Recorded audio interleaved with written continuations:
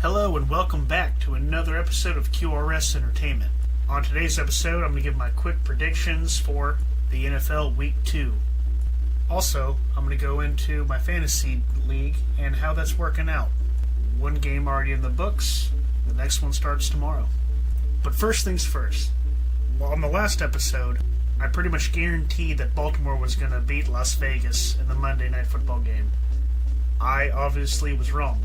So, today I went on down to Publix. They had a BOGO on humble pie, so I went ahead and got me some. I'm utterly shocked on how great that game was. It was an awesome end cap to the end of the first week of the NFL. I'm still trying to figure out if the Ravens just botched the game or are the Raiders actually that good. And maybe I've been underestimating them. But enough about that, and on to Week 2 predictions.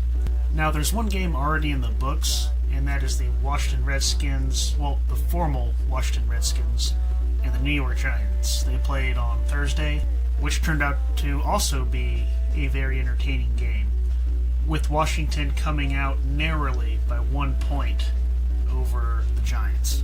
Now, I didn't do a Week 1 predictions. I should have. I wasn't planning on doing predictions every week, but I decided to go ahead and keep a tally and see how I do at the end of the year. But if I did, I would have picked the Reds of Washington. But I would have done that with the assumption that Fitzpatrick would have been starting. With him being injured, obviously the backup, Heineke, got the start.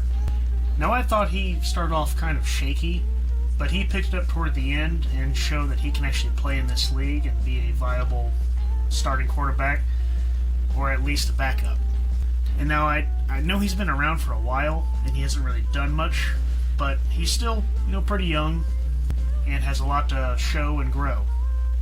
He's definitely going to get a ample amount of opportunity with the injury to Fitzpatrick, and we'll see if he can carve out a starting spot with Washington. Now, I don't want to spend too much time on this game, but I do want to say that the game plan for the Redskins, or Washington, have to get used to that, but the game plan for Washington seemed to be throughout the air, which completely shocked me. And I know it hurt a lot of people who are Gibson owners in fantasy, which I am. I was completely expecting most of the work to be done on the ground, and not a lot of it was. A lot of it was throughout the air. But that's how these games are. You can expect the unexpected. I was expecting Gibson to get most of the work, and it turns out McKissick got the bulk of it. And he had a decent fantasy night for McKissick owners. Also, McLaren, he benefited a lot. He pulled in one of the touchdowns from Heineke with around 110 reception yards. He had a pretty monster night. Now, on the other side of the field, the Giants were all right. They didn't look horrible, but they didn't look great either.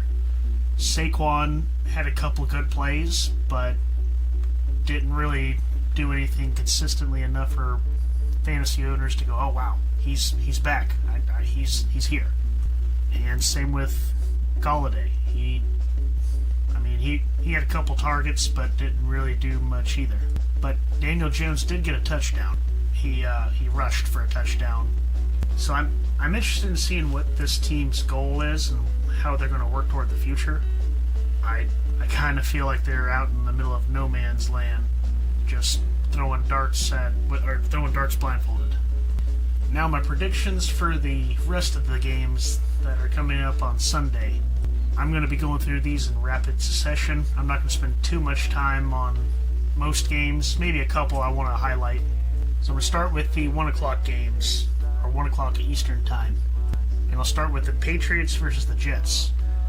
I think the Patriots are going to win this game. I think they should have won last week, but the fumble by Harris at the end of the game really ended that game, unfortunately as it was. I do believe the Patriots are actually a decent team. I think they're better than what they showed last year. They're getting a lot of talent back. And I think they get their first win this week against the Jets, who are just, the New York teams are just bad. They're just bad. And they're lost. and they have been for quite some time. But nothing really too much to talk about this game. Not a whole lot of fantasy relevance other than Harris. And it'll be interesting to see if he gets a lot of work, seeing how I know Bill Belichick really pulls back on guys when they make mistakes like that. I don't think it's going to be a very exciting game, but the Patriots will get a win nonetheless. Alright, now the Broncos and the Jaguars. The Broncos. There's no reason to think anything else other than the Broncos are really to even discuss. It might be entertaining to see how Trevor Lawrence does in his second game. I don't think he looked terrible in his first, but it's not going to be a good year for them. And the Broncos are a very competent team. I don't think they're elite, but definitely competent, and they will take care of business and hand Jacksonville their second loss while they get their second win. And as a fantasy aspect of it, I think Gordon is going to dominate, and I think he's going to have a big game. And for the Jacksonville side, I really don't see any relevance to him. I've lost all hope in Robinson until he proves himself, or Urban Meyer gives us the reason to believe that he believes in him. Buffalo and Miami. Buffalo's going to win it. I'm looking forward to seeing Josh Allen have a bounce-back game after getting pretty handled by the Steelers in last week's game. I don't think the Dolphins are pushovers. I definitely think they're a decent team, but I just believe Buffalo needs to bounce back and show that they are a contender, and Allen is as good as he was advertised last year. And for my sake, I hope he does, because he's my quarterback for fantasy. I am looking forward to seeing how Will Fuller does when he comes back, if he plays in this game. I'm not sure if he is 100% yet or not, but I want to see how he does on Miami. Other notable fantasy contributors are Diggs, one of the best receivers. Again, if Allen's on, he's going to be on. It'll be happy for Allen and Diggs owners for the week. Also, on the Miami side, it's Gaskins.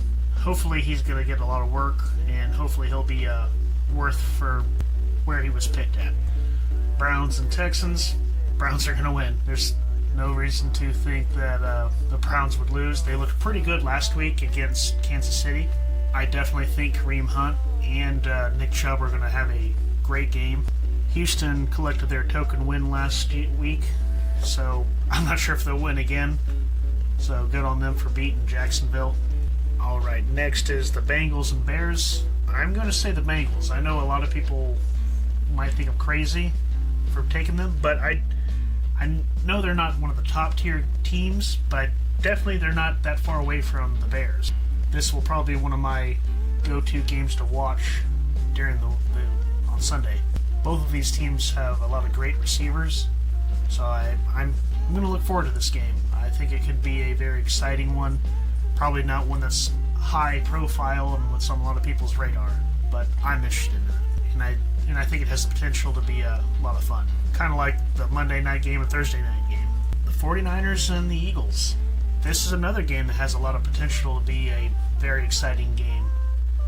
But I'm going to go with the 49ers. I think they're just at another level. They're at another level than the Eagles are. And I don't think the Eagles are a horrible team. I believe the 49ers are going to take care of business. After that is the Saints and the Panthers. I think the Saints are going to win this. I don't think Jameis Winston's going to have as good as a game as he did last week, but I think he is still in that area. Maybe 2, maybe 3 touchdowns, and takes care of the Panthers pretty easily. Of course, McCaffrey is going to be McCaffrey, and he's just going to be him, the best running back in football. Of course, you also have Kamara on the other side, so that'll be a good little matchup to watch. A lot of good matchups this week, in my opinion. Very underrated matchups, but good matchups. Rams and the Colts. I'm going to pick the Rams. I'm probably not going to watch this game. My fantasy opponent does have Stafford, but I'm not interested in this game. I don't think it'll be a bad game per se. I could care less about it. both defenses are very good, and both offenses are okay-ish, but just the game doesn't really do much for me. And the last of the first set of games is the Raiders and the Steelers. I think the Steelers beat them handily. If the Raiders beat the Steelers, I might change my tune on the Raiders and say they are actually a legit team. But until that happens, I still don't think that they really are that good. I know they have Waller. I know Carr's not bad. But the Steelers, they're one of the top teams every year. They might not be in the elite tier, but they're still up there. So unless the Raiders can actually beat them, I'm not giving them a chance in this game. Buccaneers and Falcons. Buccaneers. It's not even worth really talking about, in my opinion.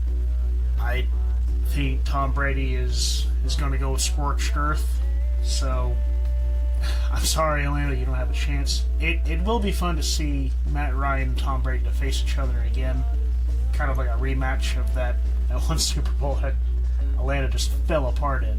There's some fantasy implication in this game. There's a lot of heavy hitters, but nothing to really talk about, at least not right now. Maybe in my post-games reviews. Vikings and Raiders, this will be a fun game. I'm going to go with... I really honestly don't know who to go with. I guess I'll say the Cardinals, just for Murray. I know he's one of the best quarterbacks in the league, and I'm not going to go against him right now. I want to see if he can continue with the high pace he was doing with the first game against Tennessee. In my opinion, I would say the Vikings are probably a slightly better team overall, but I don't know. It's hard to say. Whoever wins this game will I'll be able to gauge where these two teams are and where they're headed. Dallas and the Chargers. These are two similarly talented teams that are close to each other, but with Dak showing how well he actually is and how his foot injury is healed, I'm going to go with the Cowboys. I do think Herbert and Allen and Eckler are, that's a great all-around offensive team right there. But I just think the Cowboys are a little bit better than them, especially with the elite receivers that they have and Zeke. But this will be another great game in my opinion. Chiefs and Ravens. The Chiefs, it's not even close. I'm not really high on the Ravens. A lot of people still like them, but after what happened last Monday, I've lost a lot of faith in them. I mean, they're not bad by any means, but they're no longer in the top tier teams for me to believe that they could take on teams like Kansas City or the Bucs. Now that could change a lot if they come out and they beat the Chiefs, or they play well enough against them to kind of change expectations. Maybe they can make a believer out of me again, but until they do, I'm kind of sour on them. And last but not least, the Monday night game. Well, it might be least. I don't know. The Lions and the Packers. Aaron Rodgers is just going to go scorched earth on them, and I think he's going to have a bounce-back game. And I also don't really think that's going to be saying much because he's going against the Lions. It has the possibility of being a shootout, too, with Goff on the other side, throwing the ball to Hawkinson, and also having Swift with the running game. But with Aaron Rodgers, Adams, and Jones, it should be an easy win for the Packers. At least in my opinion. If they don't win, and it's a repeat of what happened against the Saints with them, they're in some trouble. Because that's going to show me that Aaron Rodgers just does not care enough to even be here, and is pretty much just collecting a paycheck before he leaves. But hopefully that's not the case, and I definitely don't think it is. So to recap my picks, I have the Pats, the Bills, the Browns, the Bengals, the 49ers, the Saints, the Rams, the Steelers, the Bucks, the Cardinals, the Cowboys, the Chiefs, and the Packers to wrap it up on Monday. Now, I'll keep a running tally of how I do week by week in the NFL and how I'm doing on my picks, and we can all gauge how I do on my predictions. real time. Now, just real fast, I wanted to talk about my Week 1 fantasy. I got shellacked, 110 to 155, and it definitely felt like more. I had Allen, my opponent had Murray, and as what you all know, Murray went off in the first game with 5 touchdowns. He also had Tyreek Hill and Lockett, who also went off, and not to mention his other guys, Mixon. I had no chance in the game, but Week 2 is looking a little bit better for me. I'm going against last year's champion, though, so I might be looking at 0-2. I'm hoping that's not the case, but I'll definitely let you know what the results are and with how my predictions went for the games. I'll be talking about that. Maybe not the next podcast or video, because I have a couple other things I'm putting out as well, but at least Monday or Tuesday I'll have that out. But other than that, I'm going to get out of here, and as always,